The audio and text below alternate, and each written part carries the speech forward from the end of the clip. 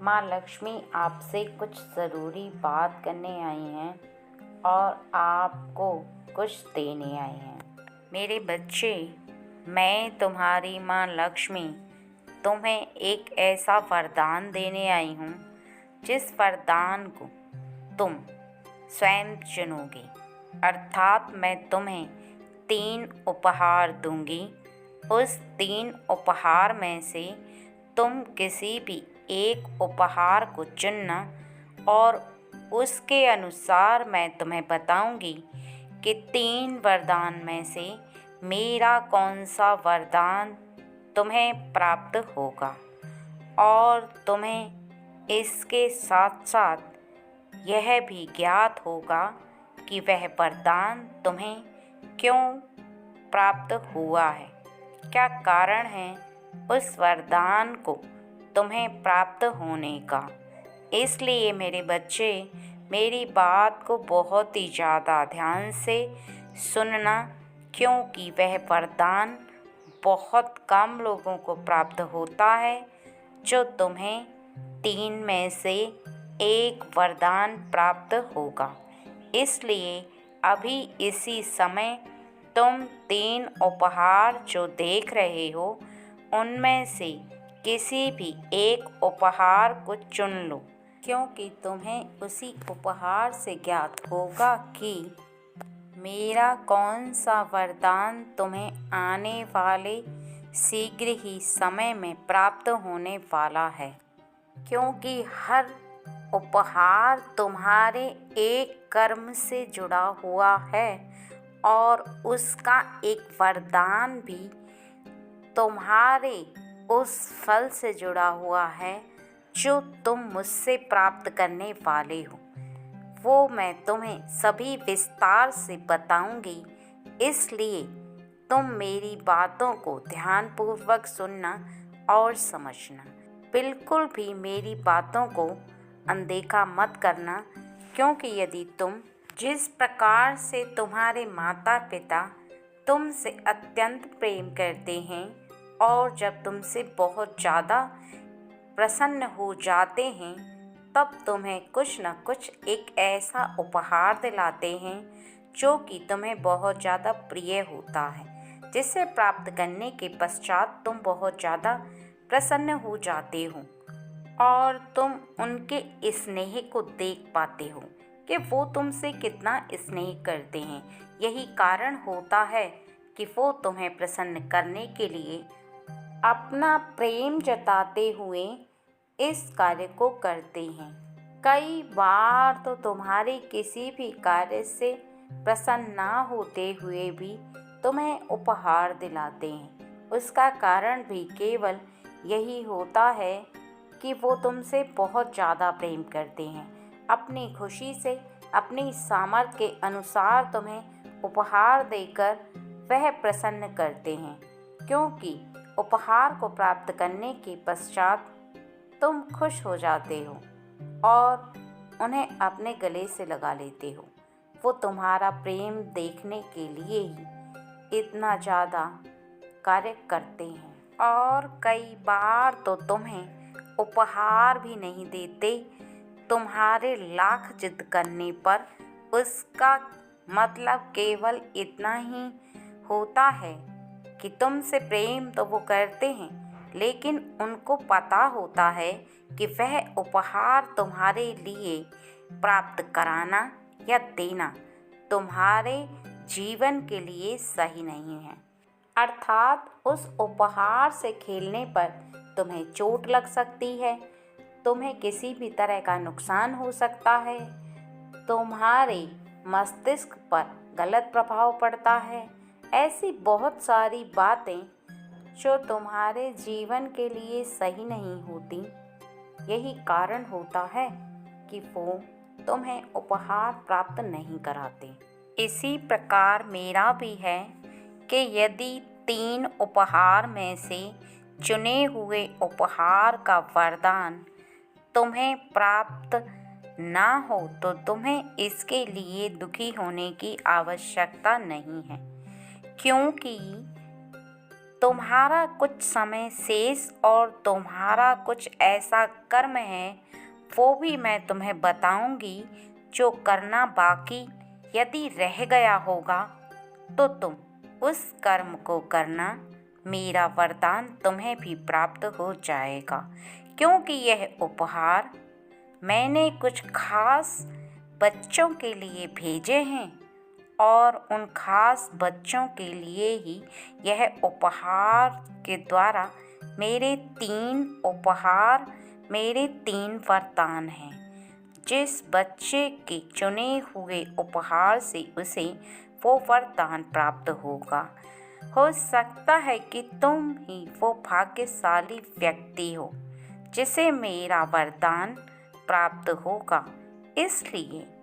तुम पहले तीनों उपहार में से किसी भी एक उपहार को चुनो और तीनों उपहार में से तुम यह देखो कि तुम्हें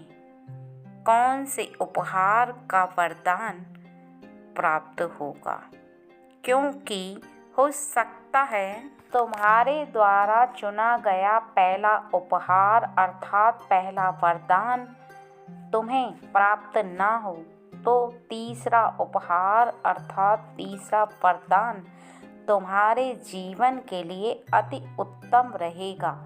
तो मैं तुम्हें तीसरा वरदान ही तुम्हारे जीवन में तुम्हें आशीर्वाद के रूप में प्राप्त कराऊंगी। इसलिए चिंतित ना हो, केवल तीनों उपहार के तीनों वरदान सुनो और जो तुमने उपहार चुना है उसका वरदान भी तुम सुनो, क्योंकि सभी वरदानों को सुनने और सभी उपहार से कौन सा वरदान प्राप्त हो रहा है तुम्हें पूर्ण ज्ञान मिलेगा और आगे के लिए अर्थात भविष्य के लिए तुम्हें बहुत सारी ऐसी बातें हैं जो मैं तुम्हें बताऊंगी, जिन्हें तुम करना और तुम्हारे जीवन में वो वरदान भी तुम्हें धीरे धीरे करके अर्थात तीनों वरदान तुम्हें धीरे धीरे करके प्राप्त हो जाएंगे। लेकिन अभी जो तुम्हें वरदान प्राप्त होने वाला है उसके लिए जो तुमने उपहार चुना है उसमें से सबसे पहला उपहार यदि तुमने चुना है तो मैं तुम्हें एक वरदान दे रही हूँ और वरदान यह है कि आज से जब भी तुम प्रातःकाल सुबह 5 बजे से पहले अर्थात ब्रह्म मुहूर्त में उठोगे और मेरा स्मरण करते हुए केवल 11 बार ओम नमो भगवते वासुदेवाय नमः मंत्र का उच्चारण करते हुए जो भी मांग लोगे मुझसे, मैं तुम्हारी उस इच्छा को अवश्य पूर्ण कर दूंगी। यही मेरा वरदान है कि मैं कही हुई उस समय की बात को शीघ्र ही पूर्ण करूंगी और उसे पूर्ण करने में विलम्ब नहीं लगाऊंगी। लेकिन तुम एक बात को विशेष ध्यान रखना कि जब उस समय तुम अपनी प्रार्थना को करो या तुम अपनी अधूरी इच्छा को कहो तो तुम्हारा अगले 11 दिन तक का समय लगातार चलना चाहिए। अर्थात तुम अगले 11 दिन उसी निश्चित समय पर उठो और निश्चित समय पर तुम अपनी प्रार्थना को करो। अर्थात मंत्र का उच्चारण करते हुए तुम्हें उस प्रार्थना को,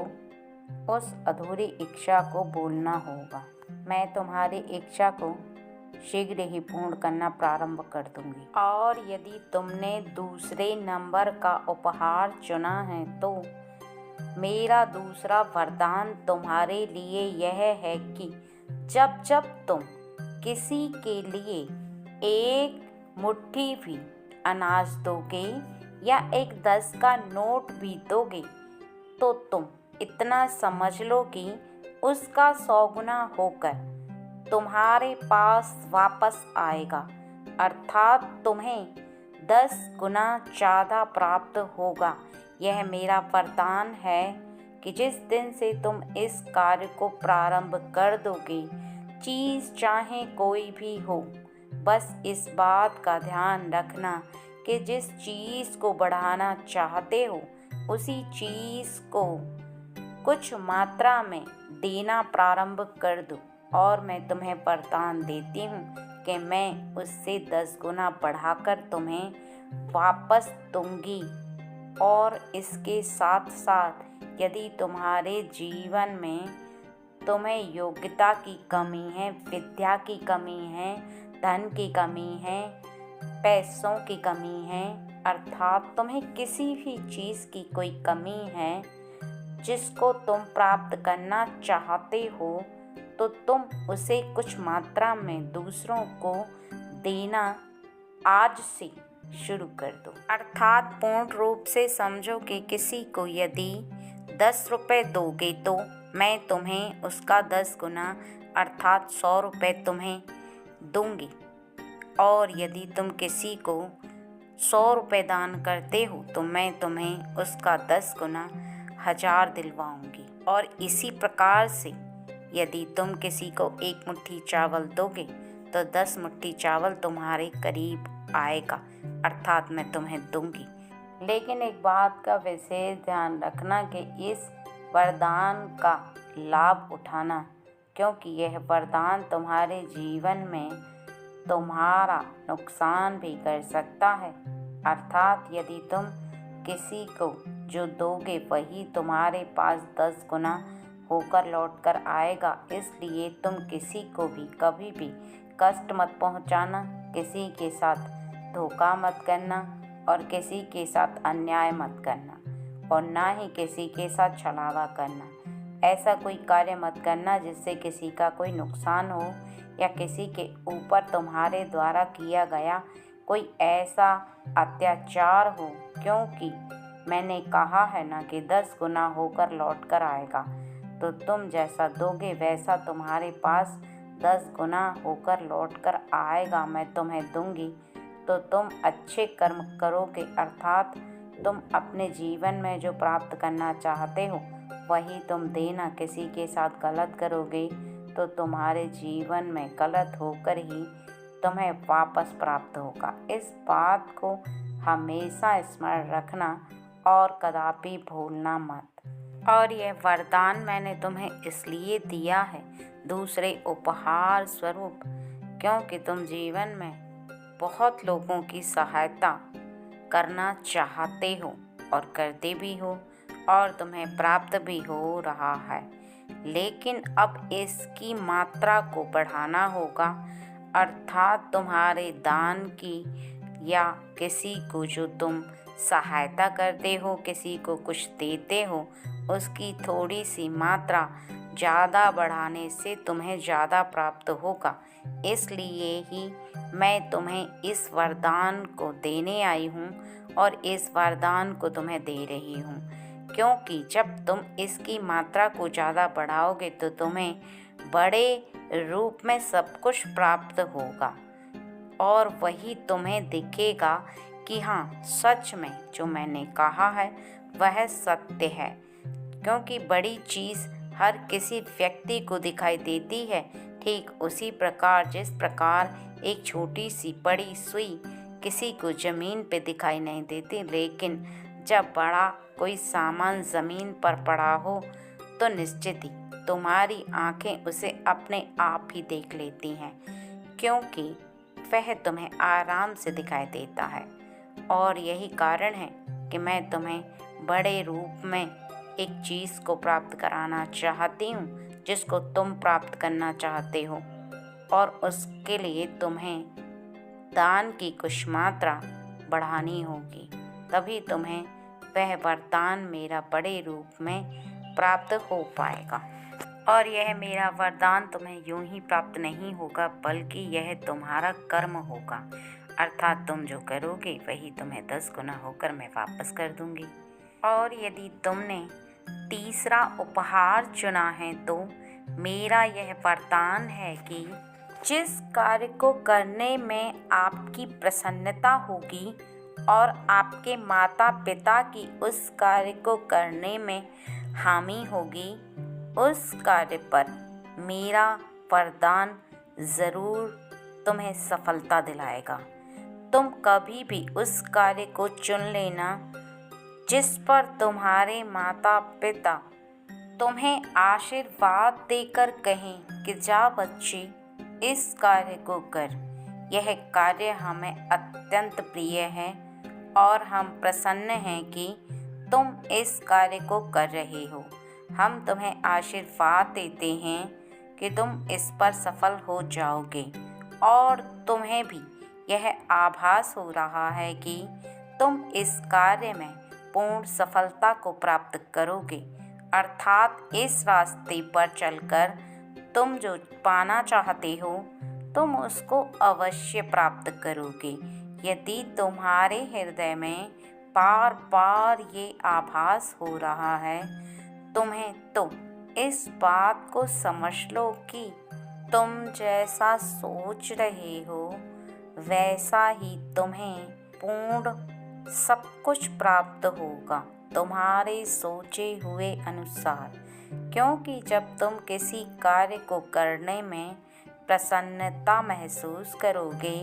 और अपनी खुशी से जिस कार्य को चुनोगे, तो मेरा आशीर्वाद और मेरा वरदान तुम्हें वहाँ तक पहुँचाएगा जहाँ तक तुम जाना चाहते हो, क्योंकि उसमें तुम्हारे माता पिता के आशीर्वाद के रूप में मेरा वरदान भी तुम्हें प्राप्त हो जाएगा।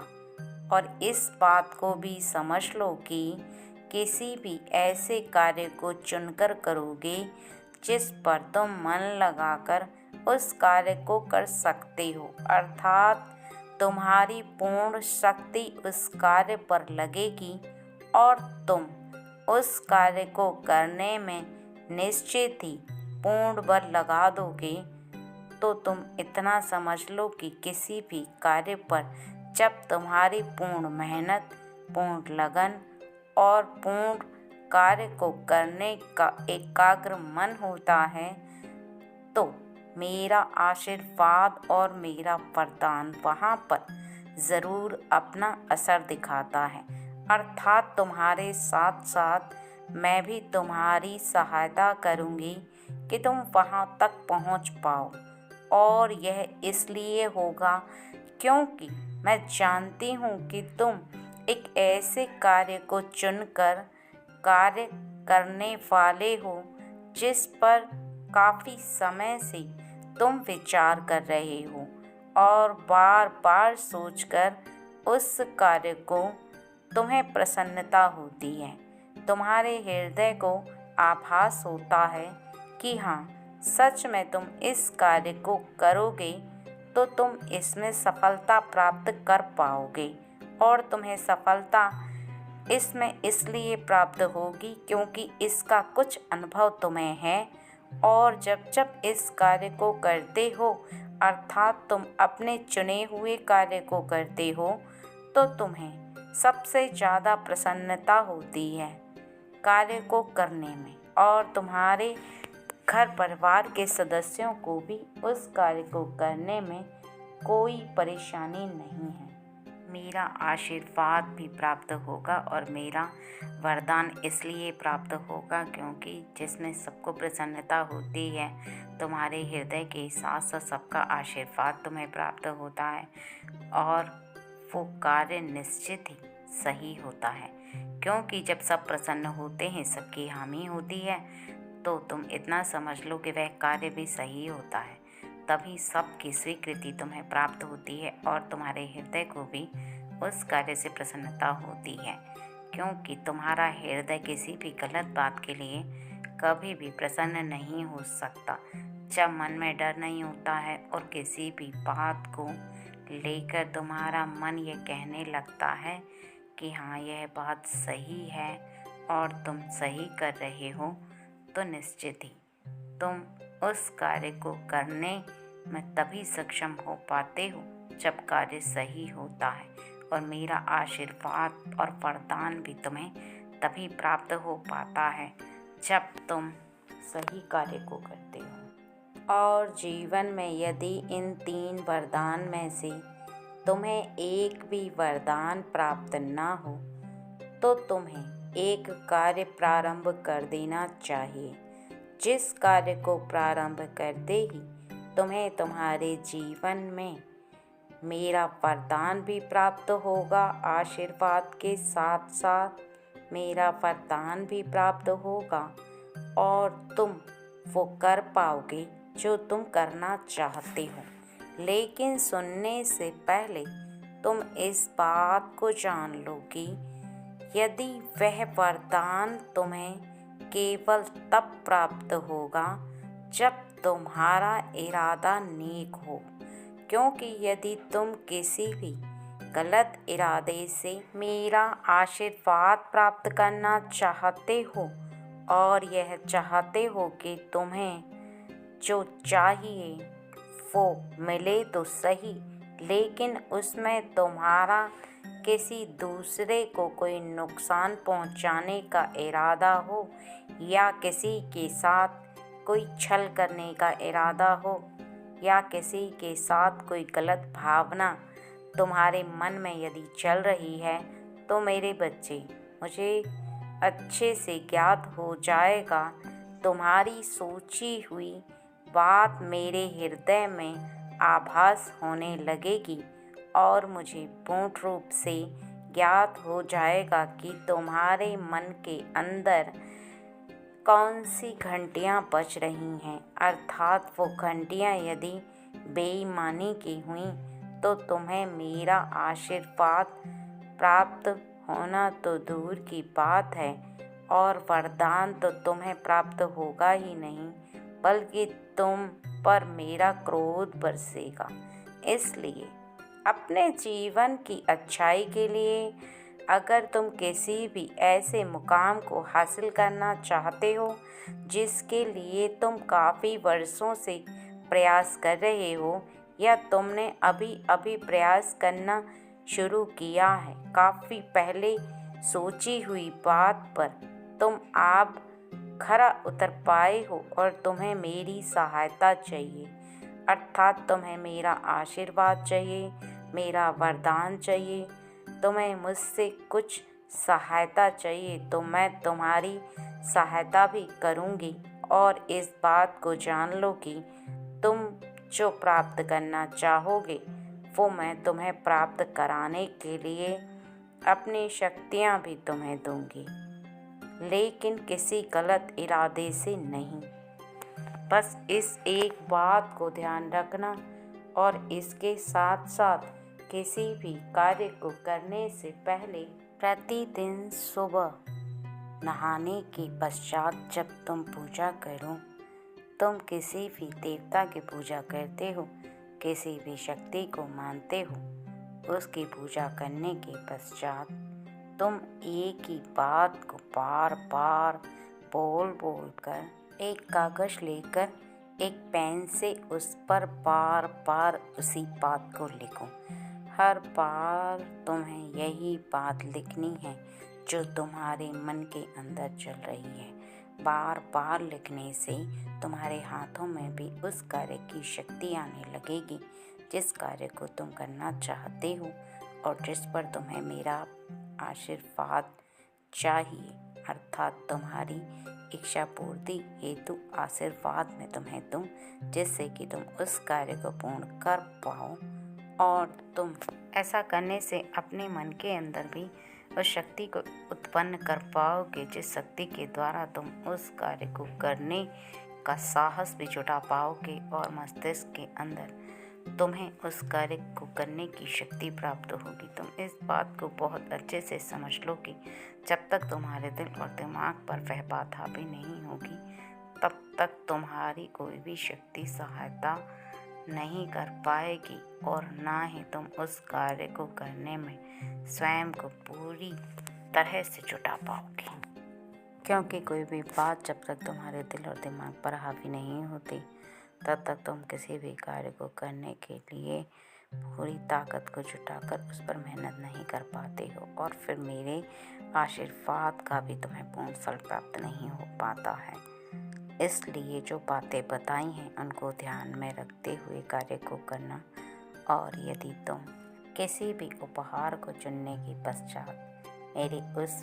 उपहार से प्राप्त होने वाले वरदान को प्राप्त ना कर पाओ तो उसके लिए चिंतित होने की आवश्यकता नहीं, क्योंकि मैंने कुछ खास बच्चों के लिए ही वह उपहार के द्वारा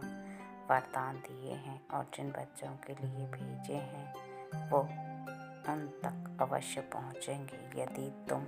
उन बच्चों में शामिल नहीं हो, अर्थात तुम्हारा भाग्य अभी उदय नहीं हुआ है जिससे कि तुम मेरे वरदान को प्राप्त कर पाओ, तो तुम्हें चिंतित होने की आवश्यकता नहीं। जो बताया है उन कार्यों को करना, वह निश्चित ही तुम्हें संसार में सब कुछ प्राप्त होने के लिए मेरा वरदान भी प्राप्त होगा और मेरा आशीर्वाद भी, क्योंकि अभी भी तुम्हारे कर्म कुछ कम रह गए हैं और तुम्हें वहाँ तक पहुँचने में अभी कुछ समय शेष बाकी है। इसलिए इस बात को ध्यान रखना कि ज़्यादा चिंतित होने की आवश्यकता नहीं है। अपने मन को शांत रखना, बताए हुए कार्यों को करते रहना, जिससे कि तुम ज़्यादा से ज़्यादा शक्ति को इकट्ठा कर पाओ। अगर तुम्हारे निकट रहने वाला व्यक्ति तुम्हारी सहायता ना करे तो उसके लिए चिंतित होने की भी आवश्यकता नहीं है, क्योंकि तुम इस प्रकार से समझो कि यदि तुम्हारी कोई सहायता नहीं कर रहा है तो तुम्हें अकेले ही चलना है और अकेले ही वहाँ तक पहुँचना है। इसलिए किसी भी प्रकार से अपना साहस नहीं हारना। जीवन में यदि किसी भी लक्ष्य को प्राप्त करना चाहते हो, मेरे आशीर्वाद के साथ साथ सभी देवताओं का आशीर्वाद प्राप्त करना चाहते हो, किसी भी मुकाम को हासिल करना चाहते हो, तो केवल इस बात को हमेशा स्मरण रखो कि कुछ भी हो जाए लेकिन तुम्हें हार नहीं माननी। प्रयास करते रहना है, बार बार प्रयास करना है। तुम्हारा प्रयास ही तुम्हें जीत दिलाएगा। और तुम यह भी अच्छे से जान लो कि किसी भी आशीर्वाद को या किसी भी वरदान को प्राप्त करने के लिए तुम्हारे अंदर हौसला होना चाहिए, क्योंकि जब तक तुम जीवन पर्यंत कर्मों को कर रहे हो, अच्छे कर्मों की शक्ति को बार बार इकट्ठा कर रहे हो, तो मैं विवश हो जाऊंगी तुम्हें तुम्हारा मन चाहा वर देने के लिए, अर्थात वरदान देने के लिए जो तुम प्राप्त करना चाहते हो। तो यह सब तुम्हारे हाथ में है कि मैं तुम्हें वो वरदान दूँ और तुम मुझे अपनी ओर आकर्षित करो, अर्थात अपने प्रेम में बाध्य करूं और मुझे विवश करूं, क्योंकि मैं अपने भक्तों से सभी से बहुत ज़्यादा प्रेम करती हूं और किसी की बात को अनदेखा कभी नहीं करती। बस इतना ध्यान रखना कि कभी भी किसी भी गलत इरादे से कोई भी वरदान प्राप्त करने की आशा मत रखना और न ही जीवन में कभी भी ऐसे कर्मों को करना जिससे कि तुम्हारा दुर्भाग्य बढ़ने लगे, बल्कि ऐसे कर्मों की शक्ति को इकट्ठा करते चलो जिससे तुम्हारा सौभाग्य बढ़े और दिन पर दिन तुम्हारे जीवन में उन्नति तरक्की प्राप्त करने वाली शक्तियाँ तुम इकट्ठा कर पाओ, क्योंकि जैसी तुम्हारी सोच होगी उसी के हिसाब से तुम्हारे कर्म होंगे और उसी के हिसाब से तुम्हें सब कुछ प्राप्त होगा। यहाँ तक कि मेरा वरदान भी तब प्राप्त होता है जब जीवन में तुम जैसी सोच रखते हो। सोच और यदि धीरे धीरे करके तुम अपनी सोच को गिराने लग जाओगे, मनगढ़ंत कुछ भी सोचोगे, कुछ भी कार्य करोगे और ऐसा आभास करोगे कि कुछ नहीं होता, कोई प्रभाव नहीं पड़ता, कोई दैवी शक्ति कुछ नहीं बिगाड़ने वाली है, जैसा मन चाहा वैसे कर्म किए, किसी भी चीज़ को पाने के लिए गलत रास्तों का प्रयोग किया, तो यह मत भूलना कि दैवी शक्ति बहुत मौका देती है तुम्हें सुधरने का और सही रास्ते पर आने का। लेकिन जब तुम उन्हें विवश कर दोगे तो उनका क्रोध भी देखोगे, क्योंकि कोई भी शक्ति हो या इंसान जब अत्यधिक क्रोध में आता है तब सामने वाले पर प्रहार करने अर्थात उसे सजा देने की हिसाब से पीछे नहीं हटता, बल्कि उसे सजा देने के बाद ही उसका क्रोध शांत होता है। इसलिए कभी भी ऐसा कोई कार्य मत चुनो जिससे कि मुझे क्रोध आए।